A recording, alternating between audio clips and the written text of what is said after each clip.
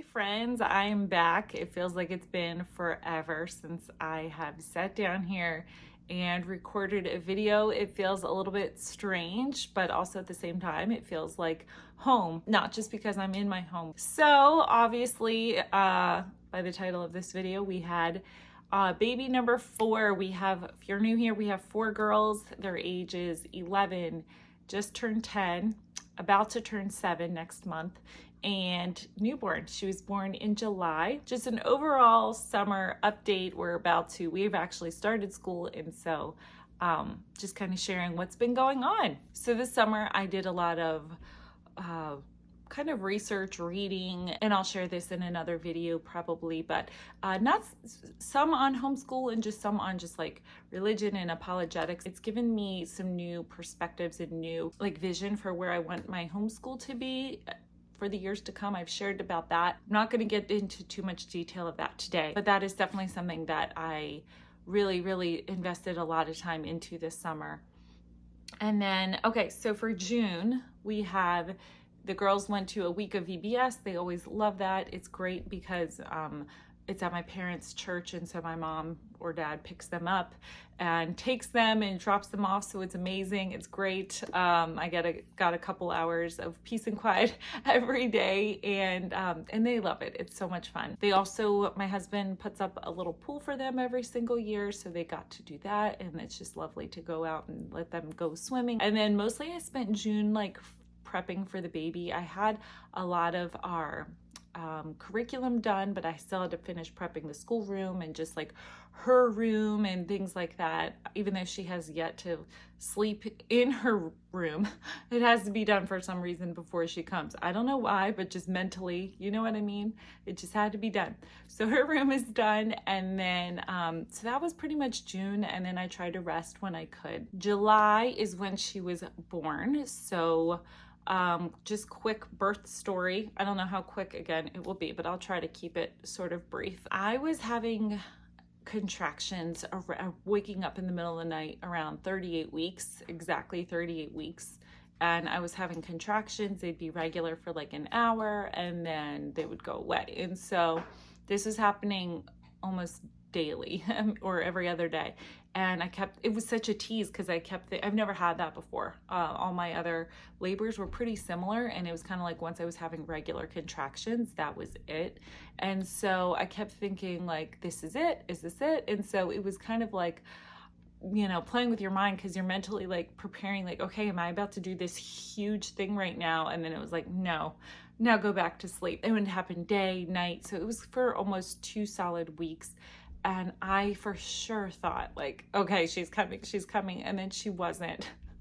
And we were just all anxious to meet her. I'm normally one of the people who's like, no, just enjoy every second of pregnancy. But for some reason this time, I was just like, okay, we're ready to meet you. And so I went to the doctor's a week before. She didn't come. I was hoping she'd come on July 2nd. That was my grandmother's birthday, but she didn't come that day. My mom's birthday was July 6th, which was my due date. Side little fact about that is, I know this may sound a little bit woo-woo or whatever, but when I found out I was pregnant and it said my due date was July 6th, which is my mom's birthday, I just felt like that was a little nudge from God, a little sign like that everything was going to be okay. This pregnancy was going to be full term. So I always loved saying that it was her due date on my mom's birthday. It didn't happen on her birthday, but I did have an appointment that day. My sister came into town. She had been in town for a couple days because she was like, I want to be there for the birth.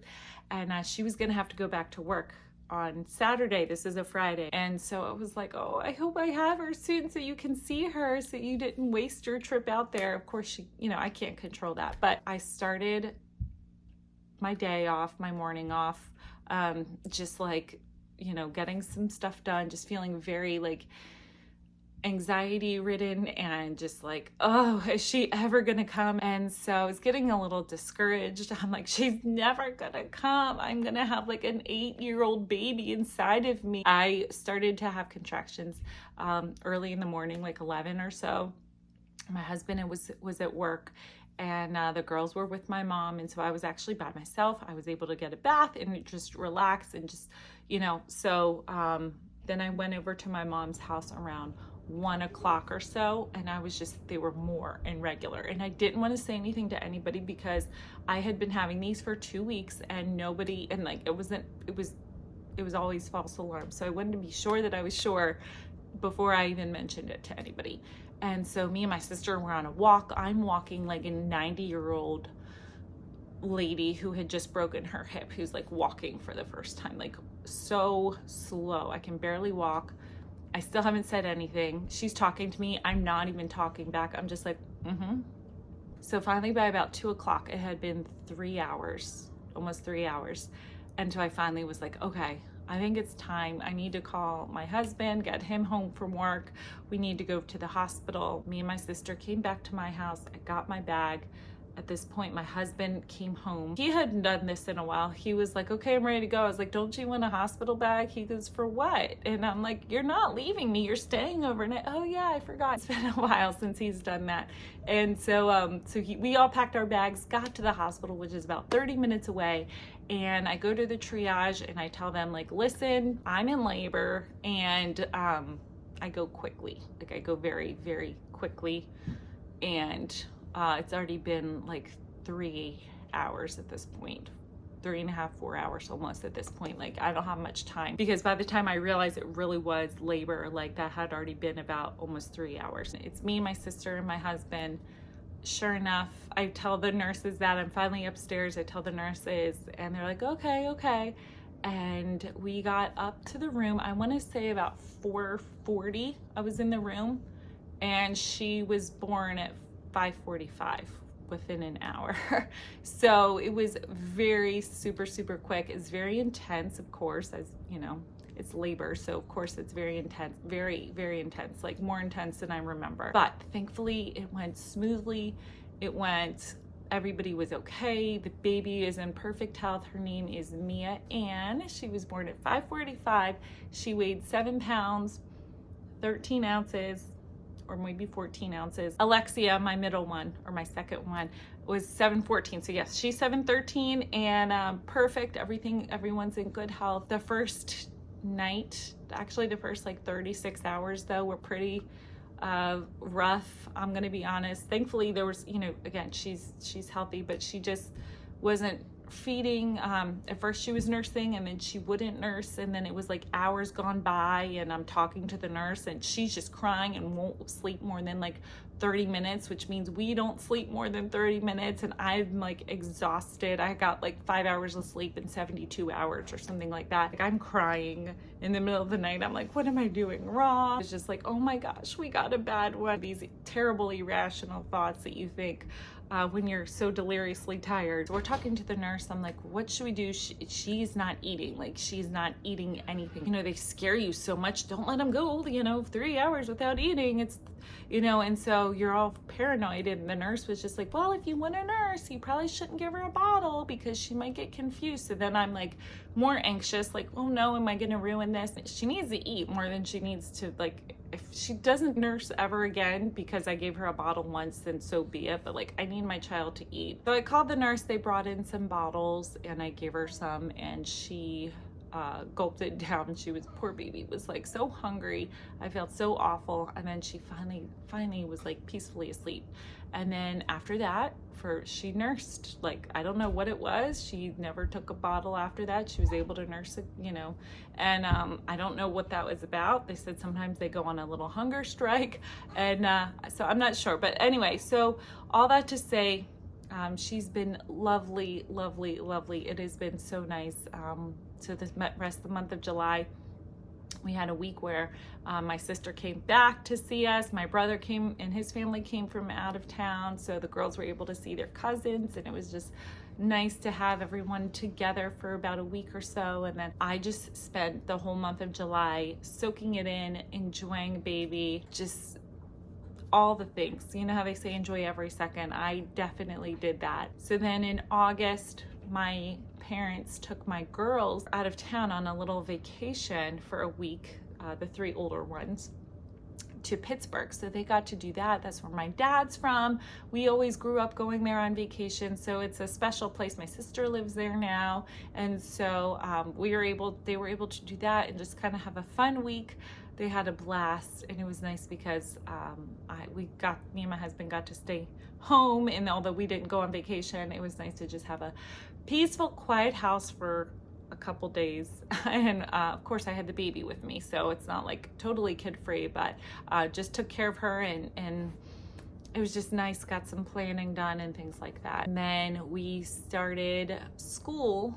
I started school a little bit early, and I'm going to share that in a whole other video about school and changes and things like that. That'll come out really soon right after this. So stay tuned for that. But yeah, so the girls, again, they've just been absolutely loving their little sister, so obsessed with her. I mean, I knew they were going to love her and I knew they were excited, but I am like blown away. They fawn all over her. They are truly obsessed. Like, we're all obsessed with her. They just think she's so cute. They love her so much. They just can't believe how little she is and how cute she is. One of them was like, Mom, I thought she was going to be a little bit more babyish than this. She really just sleeps a lot, huh? And so I think they were expecting like, like a 6-month-old baby who's like up and like smiling and stuff. And so they didn't quite understand the newborn phase, but she's waking up a lot more. She is 7.5 weeks. So Friday, what day is it today? Tuesday. Friday, she will be 8 weeks old. I can't believe it. She's growing. She's already gained like 4 pounds. She's in like the 90th percentile. I always had the little chubby baby. So she's definitely following in her older sister's footsteps, as far as those little rolls and everything. They're already popping out, and I love it. Everything has been great. Like, I've been able to just truly, truly rest and not go a million miles an hour and just really take this summer and sit back, enjoy the baby. And my experience is going to be a little bit different probably than people, well, for sure is different than people with 4 kids, but who are a little bit closer in age, who maybe are like 6 and 4 and 2 and then a newborn. Like, your days are going to look a lot different than mine, because you still have so many who are still really, really dependent.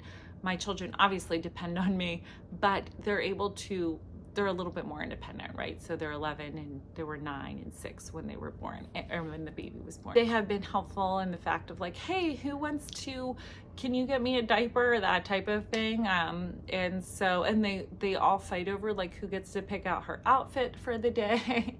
And it's just really cute and really sweet. And so I loved seeing that, and just seeing, when I was debating about like what to do this year and praying about what to do this year as far as school, should I send my 2 older ones to school, or all of them, or just one of them, or keep them all home and homeschooling, when we obviously chose to homeschool everybody this year.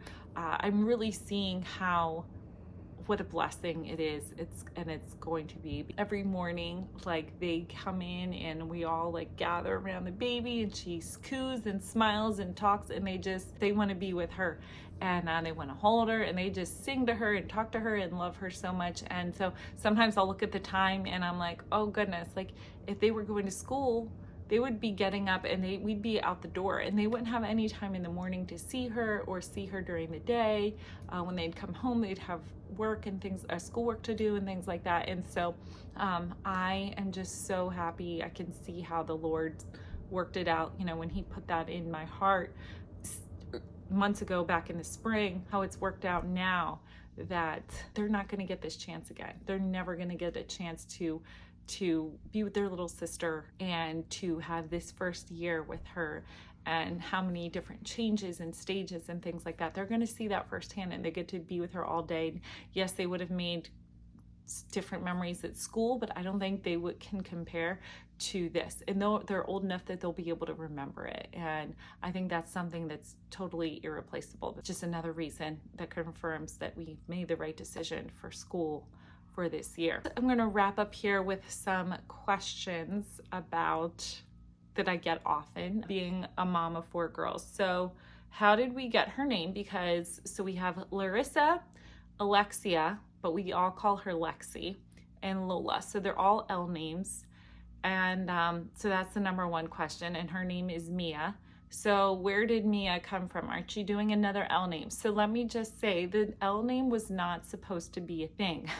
I had Larissa, and then when I was pregnant with my second daughter, I wanted to name her Lola.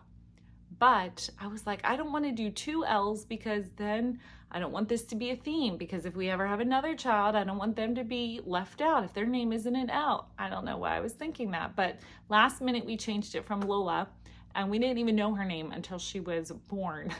I literally, like, I had already given birth and I see my husband scrolling on his phone. I was like, what are you doing?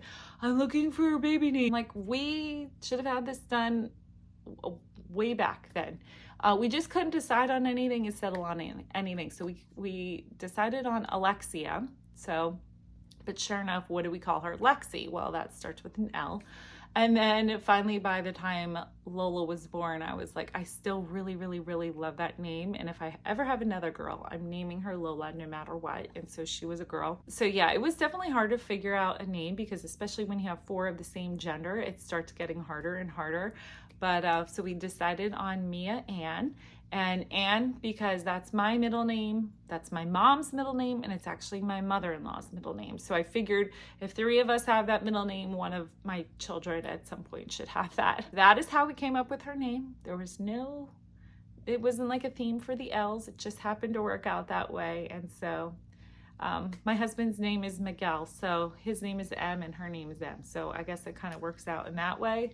That was by coincidence as well too. The other one is, how am I doing? How am I sleeping? Things like that. I am actually doing so well. It's crazy. And some of the things that I did on the other side of it, on the pregnancy side of it, helped to make things go well during this postpartum time. I shared that I had prepped and planned all of my school stuff ahead of time. I only did like 3 YouTube videos, so it's not like I had like 50 that I put out for you guys. I have not shown up here pretty much at all this summer, a video here or there, but that was pre-recorded. And so I did that. And then I tried to rest when I could. I got my house pretty much in order for the most part. There's of course always a couple things here or there that need to be done, but having my house in order and how I wanted it to be really, really was helpful. And then again, I really think it is helpful that my kids are older. Like, they're not up at 6 o'clock needing me to, change their diapers too. And, they can, if they need to get themselves some cereal, like my oldest daughter can cook eggs, like it's okay. She can make some toast. And so they get up, they have done their chores, they get dressed, like they're right on top of it. And so that has been really helpful too. That's nothing I did as far as, their age. I can't help that.